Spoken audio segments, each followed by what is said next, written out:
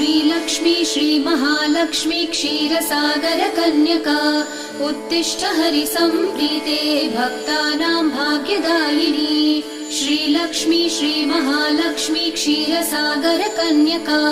उत्तिष्ठ हरिसम्प्रीते भक्तानां भाग्यदायिनी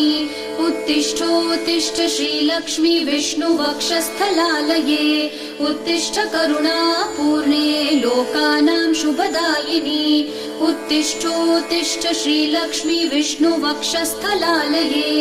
उत्तिष्ठ करुणापूर्णे लोकानां शुभदायिनी श्रीपद्ममध्यवसिते वरपद्मनेत्रे श्रीपद्महस्तचिरपूजितपद्मपादे श्रीपद्मजातजननी शुभपद्मवक्त्रे श्रीलक्ष्मी भक्तवरदे तव सुप्रभातम्।